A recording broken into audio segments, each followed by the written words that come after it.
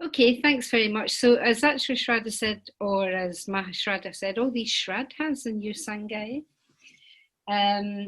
I gave a talk 2 weeks ago, which I see Apeksha Priya's put the link to it in the chat box. So if anybody wasn't here last time and they want to catch up on that, that's available. And there will be a little bit of repetition. I think actually a lot of you were here 2 weeks ago. I can see a lot of people who were here and maybe some that weren't. So I will say a little bit that will be repetitive, but bear with me.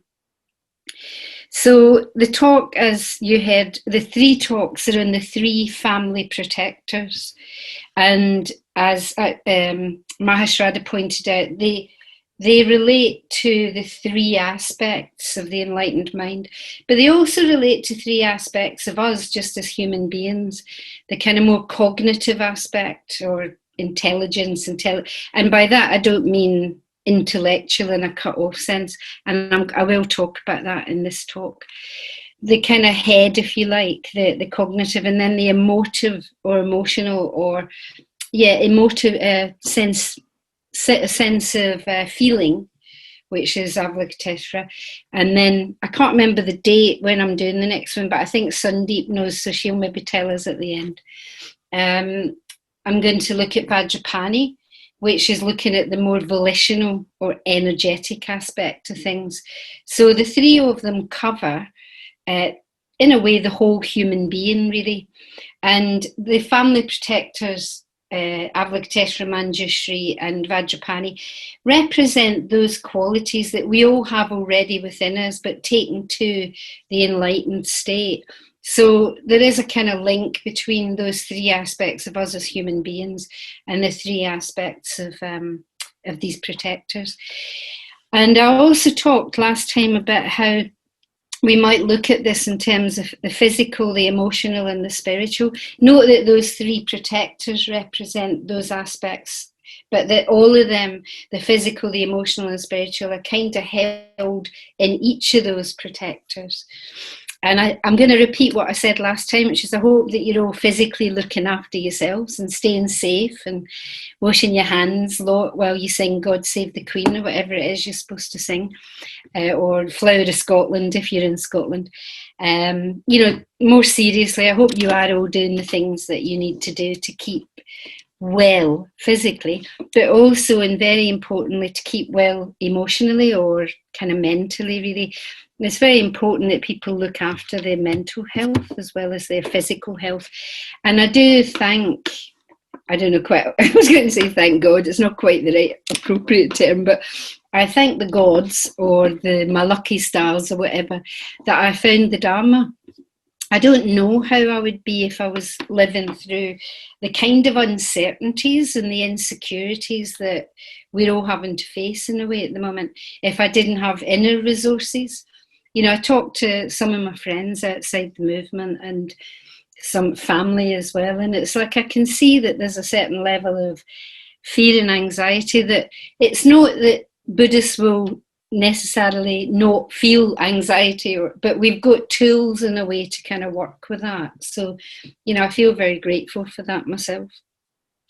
So in a way, with these 3 talks, I'm looking at protection on a spiritual level. I'm looking at how we protect our mental states, not our mental states in the kind of being okay psychologically, although that's important, but more our mental states in terms of how we deal with any negativity or mental states of that sort that we're having to deal with. So you could say the protectors protect us from negative mental states. Interesting that Taravandana in that little lead up, kind of 3-minute or whatever, coming into relationship with ourselves, mentioned grief. And I think it's important to say that grief is not a negative. I know that she wasn't suggesting it was at all, but I think sometimes people think, I shouldn't feel grief, or I shouldn't feel sad, or I shouldn't feel upset. And they're all perfectly reasonable responses to the kind of things that are going on in the world, as are all sorts of other things like rage and anger and frustration. And so grief in a way is probably the softest of many of those states. And I know that for myself, I often feel angry I talked about that in the last talk. My own default position is to want to fight somebody. To kind of, I don't really do flight or freeze so much as fight.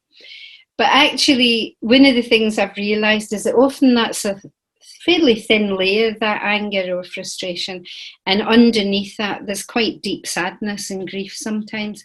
So I think if we're touching into grief about how the world is at the moment, it's kind of no bad thing really, because we're in a very strange place, I think, in the world. It's no, we are never going back to business as it was before. Again, I said that in the last talk. And in many ways, I think that's not a bad thing. There's certain aspects of business as usual that I think maybe we don't want to go back to. But the point is, we don't really know what's emerging. And that's a kind of difficult place to find ourselves, I think. I think it's genuinely a traumatic place to be. And I don't know, I'm okay. I'm kind of okay. I've got a nice flat. I've got my pension. I'm not kind of about to be in the streets. But I do know people who are quite seriously worried at the moment about how their livelihood's going. I know people who are really seriously worried about whether they're going to have a job at the end of this, etc. So, I'm aware I'm quite privileged in a sense. And I'm aware that there's a lot of difficulties, and I think even if one isn't feeling that in terms of one's own life and livelihood, you can't help but get a sense that there is a kind of general societal trauma, I think, happening. So anyway, I don't include, in some ways I don't even include anger and stuff, as long as we recognise these states as they arise and we're able to work with them and use the tools that we've got. So these three protectors that I'm looking at, Avalokiteshvara last time, and I talked about Avalokiteshvara in terms of a yogic compassion. I said often people think compassion means rushing out and doing a lot of things, and what I was talking about was more the kind of inner centeredness and the inner peace and quietness that we have the tools to tap into, and out of that arise in whatever our compassionate activity might be. And I said that our compassion needs to be married to wisdom. There needs to be a kind of relationship between compassion on the one hand and wisdom on the other.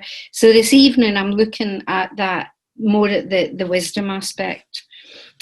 So the protectors transform us. They transform our feeling aspect into Avalokiteshvara. They transform our understanding of things into Manjusri, and they transform our energy into Vajrapani. But it's very important to say that Manjughosha or Manjusri is not, it's not to do with book learning, although I'm going to talk about a book in a minute, and it's not to do with having some intellectual cutting, kind of able to just come out with all the lists and all the this and the four that's, and it's great if you can do that, but it's not really to do with that. So Manjughosha or Manjusri are synonyms. They're the same figure. There are some very slight iconographic differences, but they're immaterial really to the talk. You see, in Buddhist art, you sometimes see them depicted slightly differently, but this image is pretty well, it could be Manjughosha or Manjusri. In Sanskrit, Manju, which is a lovely word actually, means beautiful, lovely, charming, pleasant. And Ghosha means voice. Shri is a little bit different from Ghosha. It's got a whole range of meaning, which mainly clustered around light, luster, radiance, also auspiciousness. So Manjughosha could mean beautiful speech or gentle speech, and Manjushri is like beautiful radiance. So sometimes he's also called the lovely prince.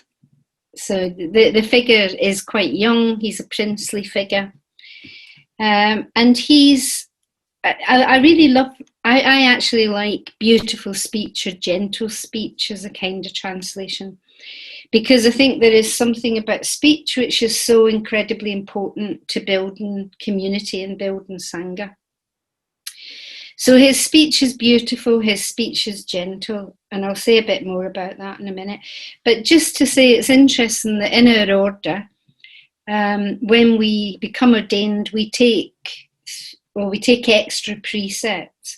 And rather than just taking a precept where we vow to talk, as it were, with honest speech, we vow to be honest, there's also kindly speech, harmonious speech, and helpful speech. So speech, there's 4 aspects of that which we all take as members of the Triratna Buddhist order. And I think it's no coincidence that there are 4 of them. I mean, for one thing, I think we need 4 of them, because my own experience, and I think the experience of many people that I know in the Sangha, is these are the precepts we're most likely to break. Speech is somewhere between action and thought. And we might have a thought, we might not put it into action in a gross sense, but speech is also an action. It comes into the world. And the converse of those positive aspects of speech, excuse me, if we speak harshly to somebody, if we speak, unkindly, if we speak in a way that actually creates disharmony rather than harmony, or if we're unhelpful or manipulative in our speech, then we are doing a great disservice to Sangha. I truly believe that these speech precepts are really crucial in building Sangha. And we live in a society which is, often talked about as a society that's post-truth, which is shocking. That's quite a common expression now. You see it all over the place. Fake news, post-truth. And it's kind of awful, really, that we, I don't know about you. Maybe I'm just a wee cynic at heart. Well, I am a bit of a cynic. Most idealists turn cynical. But, I listen to things coming from certain aspects of government, and I just think, yeah, aye, right. Scottish is one of the only languages that can use 2 positives to mean a negative. Sort of like, aye, right, which is not really a kind of positive at all. But, I find myself again and again thinking, I just don't believe that. I do not believe a lot of what I read in the newspapers. I know that some of the things are, if not downright untrue, they're manipulatively expressed. I've really seen that recently sorry, this is a little diversion, but I've been watching the Scottish government, the First Minister's COVID briefings almost every day. And then I read what they put in the papers about what I've heard her say. And it's extraordinary. It's got very little. The best one was somebody asked her, do you get anxious, around what's happening with COVID? And she said, well, I wouldn't be human if I didn't feel anxiety that things, how we're going to balance things like the economy and health and mental health. That was reported as Scottish First Minister admits to mental health problems. It's like so manipulative. Anyway, that's just a little diversion, but I've been so kind of shocked in some ways. So Manjusri's speech is truthful, it's clean and it's clear, and it's not at all manipulative. And that is what I personally aspire to. And that's what I think as Buddhists we commit ourselves to, not just to kind of truthful speech in a bland way, but speech which actually opens the heart, speech which connects to others, speech which doesn't polarize or cut people off. So I went on a bit longer than that than I planned to, but I kind of feel it. So Manjusri's this beautiful young prince, and the fact that he's depicted as young is not an accident. I think his freshness and his beauty represent a fresh way to see the world. The enlightened mind sees the world through different eyes. So it's not that the world changes in the sense that the enlightened mind shifts from samsara to nirvana, like moving from, Crewe to Manchester. It's much more like you're still in the same part of the world, but your perception Well, we all know that, how our perception changes after a retreat or after a meditation that's been deep and meaningful. So the enlightened mind sees things freshly. The enlightened mind is able to see life as extraordinary and magical and full of potential. And obviously we're on a spectrum between unenlightened, we're none of us fully, totally asleep. Are we totally, fully awake? We're probably somewhere on a spectrum there, but the closer we get to being fully awake, then the more beautiful, magical the world becomes for us, even in the midst of difficulties, in the midst of sadness. So Manjusri features very prominently particularly in a sequence of a corpus of texts called the Perfection of Wisdom texts. You also find them in a few other texts. You find them in the Vimalakirtina Desha, and Bhante gave a fantastic talk on that called History versus Myth in Man's Quest for Meaning, which I was at that talk. I was at that whole series of talks. I was a mitra. It was just before I got ordained. And they were absolutely electrifying. They were extraordinary talks. And that one was real sci-fi stuff. Woo! Real mind-bending stuff. So, you find Manjusri in all these different texts. And in some of the sutras, you almost feel that Manjusri and the Buddha are so intimate, like in the Lotus Sutra, that Manjusri talks with Buddha Vacha. He talks with the Buddha's own voice. And there's a fabulous text, which some of you know, the Gandavyuha, which is part of the Avatamsaka, so completely Mahayana text. And it's a pilgrimage of friendship. And Manjushri's there at the beginning and he's there at the end. He sends Sudana, the pilgrim, off to meet all these different people who all give him a teaching, and then they send him to somebody else. So you could, I take that as well as like Manjushri oversees his pilgrim's progress, as it were. He oversees the journey that Sudana takes, and I think he does that through, I think that shows for me a very strong link between Kalyana Mitrata, friendship, helpful friendship, and gentle speech and helpful speech. Okay, so what tools and implements does he have? Which is, I'm going to go through them. But before we do that, I want to change this image and show you what I think he protects us from. So here we have greed, hatred, and delusion, the centre of the wheel of life, turning us round and again and again and again in samsara. Eating each other's tails, ignorance, the pig, greed, the cock, and hatred, the snake. So we've got these three just eating each other. I'm not going to say anything much about them because they're all familiar. They're familiar in theory and they're possibly familiar in practice, in reality and experience. But it's interesting that they are eating each other's tail because they are so linked. You know, if we take ignorance as the basis, and I'm going to say a bit more about that, that's what I'm going to talk about in a minute. So you've got ignorance, that sense of separate, the delusion of a separate self, the delusion that I exist in a separate and a unique and a discrete manner, discreetly cut from everything else, me here, everything else around me.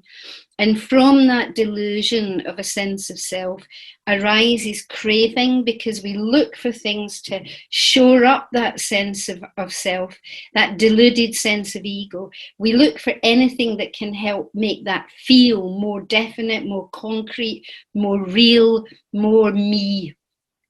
And the snake just pushes away everything that might threaten that sense of self, that sense of identity.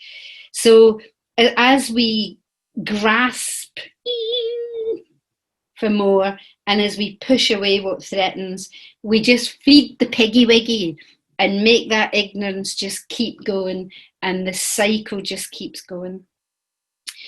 So just bear in mind that they're the poisons from which Manjusri, Manjugosha is going to protect us. How is he going to protect us? So back to the image, and we'll have a look at his tools that he has. So he has a flaming sword, and he has a book. They're the main things. But also he's seated on a lotus. And I talked quite a bit about the imagery of the lotus, so I won't say too much. I'll just say that the lotus is a symbol of overcoming obstacles, because the lotus grows from the mud, from the grubbiness, from the dirt, and it opens beautifully and is this gorgeous, beautiful flower.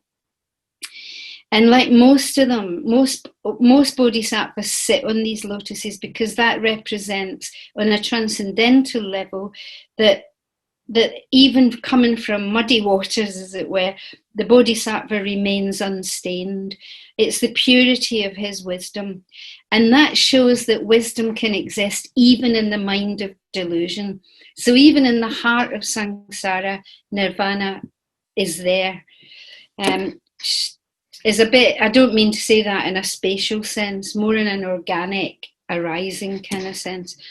And one of the things about a blue lotus is that a blue lotus apparently only opens at night, which I think is also quite nice. So it's not only that it's opening out of the mud, but it's opening in the darkness.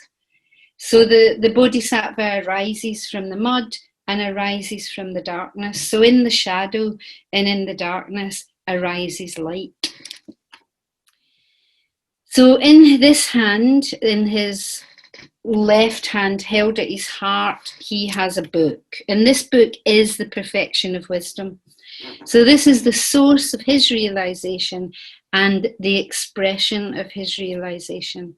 So the perfection of wisdom is a whole school of Buddhism, which is based on the understanding of the intrinsic emptiness of all conditioned phenomena. Before I say more about that, I just want to say that although it's a book and it's to study, it's not head study, as I've said. It's more to do with how we live than what we know. What we know needs to transform itself into how we live. So it's held to his heart. So it's not devoid of emotional response to the world. And one of the sutras that's part of the Prajna Paramita, Perfection of Wisdom Sutras, is one that we probably all know very well, which is the Heart Sutra. And the Heart Sutra it starts with the Bodhisattva of compassion. So compassion and wisdom, again, are completely interlinked. So Avalokiteshvara is kind of the voice, it's the voice of compassion that teaches us wisdom, because that wisdom is what liberates us. That wisdom is the liberation from samsara, the liberation from our false views, the liberation from that false deluded sense of self. And it's not heart because it's the heart here, it's heart because it's the heart of. It's the most essential part of the Prajna Paramita Sutras. And it's in that sutra, the Heart Sutra, which we probably all say again and again, where we tell ourselves that form is no different from emptiness, emptiness no different from form. And that is exactly what Manjusri represents. And his flaming sword is probably the most well-known of his symbols. It's probably what comes to mind most when we think of Manjugosha or Manjusri. So it's filled with flames. It's obviously not a literal sword. It's a sword that represents transformation, because flames and fire in Buddhism represent the transformation of the mundane into the transcendental. So he represents the transformation of ignorance into wisdom. And he doesn't destroy ignorance it's not a bludgeon, his sword. It's a beautiful, fine sword. It's like the sword you see there's a particular form of martial art, which I've watched a couple of people, including Hridaya Gita, Hridaya Gita at Taraloka, who does this form of a martial art. It's a sort of Tai Chi type thing. and Vasudamati, who some of you know, and they use a sword, and it's quite extraordinary to watch. It's absolutely beautiful, and I think Manjusri's sword is like that. It doesn't kind of come down like a great big hammer, boom. It doesn't cleave you to bits. It kind of just cuts through ignorance and allows liberation to flourish. So when we're thinking of this wisdom, as I say, the wisdom that's expressed in the Prajna Paramita, the Perfection of Wisdom texts, is the wisdom of shunyata. And shunyata, or emptiness, or insubstantiality, is one of the three lakshanas, one of the three marks of conditioned existence. And that sword of Manjusri is just cutting right through those beliefs. That part of ourselves that looks for permanence, looks for substance of a certain sort, and does not want to suffer. Because the three lakshanas are impermanence, insubstantiality, and dukkha. So I'll just say a little bit about that. So impermanence is kind of easy to get a sense of. I think it's, you just have to look in a mirror over a certain amount of time. And, currently I'm looking in a mirror and seeing my mother, which is a shocking and horrifying experience. But I'm afraid it's kind of what happens. I used to have jet black hair. That was a while ago. And it's like you can easily see impermanence. You can see it around you. Right now, we're in that beautiful start to the season of impermanence. I went for a walk this morning. The leaves are falling off the trees. It's very easy to see impermanence. But the Buddhist analysis of the three lakshanas goes beyond just the impermanence. And thinking of those leaves falling from trees is quite a good analogy, which Sangha uses in the three jewels to describe the three lakshanas. So Bhante talks about this in terms of the leaf that falls from a tree. If you think about that leaf, you can imagine how it started its life, as it were. It starts as a bud, it starts closed up, it's got a particular colour, particular shape, a particular smell, maybe, depending on what tree it's come from. And then as time passes, the leaf completely changes, the colour changes, it goes from maybe white to green to gold to brown to kind of crappy colour. It goes from, that's the technical term, it goes from being like maybe closed up to being open, it's smooth, and then another technical term, it becomes crinkly. If you kind of get an autumn leaf, it's got a very different texture to it from a leaf when the tree's in full bloom. Its weight changes, everything about it changes, its form, everything changes. So what the Buddha said is not only is there nothing that lasts forever, but there's no thing within that has independent existence. There's only the arising and the passing of all those conditions and all those attributes and all those aspects. So the colour changes, the shape changes, everything changes, because there's no intrinsic leaf, soul, around which these other things kind of hang. There's only the coming together. There's the process of leafing, to use that term. And in the same way, there's a process of paramying. That doesn't sound quite right. But, everything is changing. There's a process. What you are at this precise moment is a complete result of everything that's going before, and is part of the conditions that opens out into everything that comes after on every level. The physical, the emotional, the mental, the spiritual, the psychological, the ethical, everything is changing. And so what shunyata is saying, what that is it's saying, well, that leaf is not only empty of something of permanence, but it's empty of an intrinsic independent nature. It's interconnected. Those circumstances and conditions that have given rise to the leaf, to you, to me, to the universe, to the stars. I don't know if you've seen Mars recently. It's really bright at the moment. Mars arose in dependence upon conditions. It lasts a bit longer than most of us, quite a bit longer. But at some point, Mars will no longer exist because there's no intrinsic soul of Mars holding it together. And in the same way, We, all of us, arise in dependence upon conditions, and within us there is nothing which is intrinsically independently existent. So when people say shunyata means you don't exist, that isn't what it means. Of course we exist. I mean, I'm not in a physical room with any of you, but if I was and I went and I gave Mahashrada a clip on the ear, he would feel it and he would probably respond. He might not like it very much. He exists in that sense. The mistake we make is we think of how we exist. We think we exist permanently. We might know on some level we don't exist permanently, but we do believe there is something that carries on. And the third lakshana of dukkha or suffering arises because we do not live in complete harmony with that impermanence and that insubstantiality. We cling and we push away, we cling and we push away. To the extent that we do that, we don't live in the flow of our existence, which is beautiful.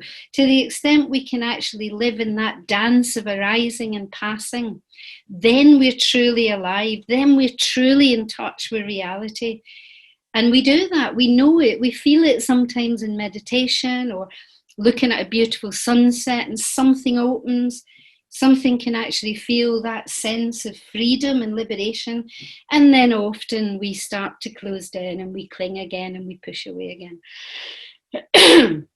And of course, the other side of that is that we're interconnected because we're not separate, because I have no separate, independently arising me-ness, ego, self. To the extent I'm really living in harmony with that, then I am interconnected with all of you. And one of these things about COVID-19 that's been kind of fascinating is you can see how interconnected we are. You can see how interconnected we are physically. You know, infectious disease is quite a good way of seeing the interconnectedness of all beings. But also you can see how intricately connected all the conditions of our life are. You know, it's like, I really feel for people in positions of making decisions at the moment. How do you balance illness, economy, mental health, physical health? You know, how do you do that? It's hard enough on a personal level. How do you do it in the level of an organisation or a country or a world? You know, God help us. Anyway, that interconnectedness is what Manjusri is pointing us towards with his gentle voice and his gentle speech. One of the things about Manjusri is he's associated with the arts and with beauty. He's particularly associated, because of his speech, he's particularly associated with music and poetry. Poetry being the musical part of the spoken word. And I think that's actually very helpful in lockdown, to have a sense of something that's beautiful, something that's, I mean, I use the term lockdown. I know we're all in different places and in different, I don't know, tiers or whatever the particular way your, you know, local authorities looking at it. And I know Manchester is a bit controversial at the moment in terms of that, where your Lord Provost, no, what do you call them, mayor, is that what you call them in England? You know, trying to be in some kind of negotiation. Good luck to him, is all I've got to say. Anyway, so I think beauty and poetry and music and the arts in general can really feed our soul in a certain kind of way, as it were. I know I've just spent 10 minutes saying we don't have souls. I'm using the term soul in a poetic sense, something that can feed our inspiration. And that comes over as well in his mantra. So just to show you the mantra to finish. Omarapachanadihi. We're told traditionally that this mantra, if you chant it, will confer intelligence upon us. So a good mantra to have a go at. I think it's emotional intelligence as well as head intelligence. And some of you will be familiar with the Bodhicharya Avatara and the wonderful poet, philosopher Shantideva, who wrote the great Bodhicharya Avatara.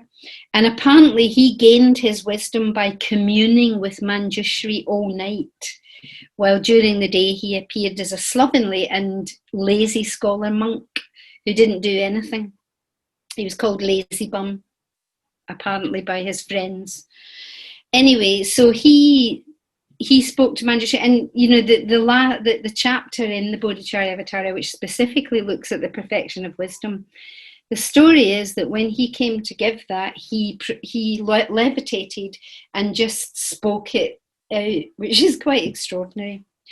Anyway, this mantra represents our wish to bring all sentient beings to liberation. To fulfill this wish is not easy. We need help. You need wisdom, you need knowledge. And that's why it ends with D, he, which is wisdom. And that's the symbol that he has at his heart. So when we recite this Omara Pachanadihi, we're asking Manjusri to pour a torrent of blessings and wisdom upon us. And traditionally we're told that if we're open to that, he will bless us with wisdom and understanding. And an amber-coloured light will shine from the mantra, which is soothing and cleansing. And it comes gently because Manjusri is the gentle-voiced one. So we have to be quiet and still and receptive to really get a sense of Manjusri's mantra and the wisdom that it gives us. And it all is held within the great clear blue sky of the perspective of wisdom. And by recognizing that sense of interconnectedness and that sense of the fact that there's no separation, we actually can live in the spaciousness of that clear blue sky. Thank you very much.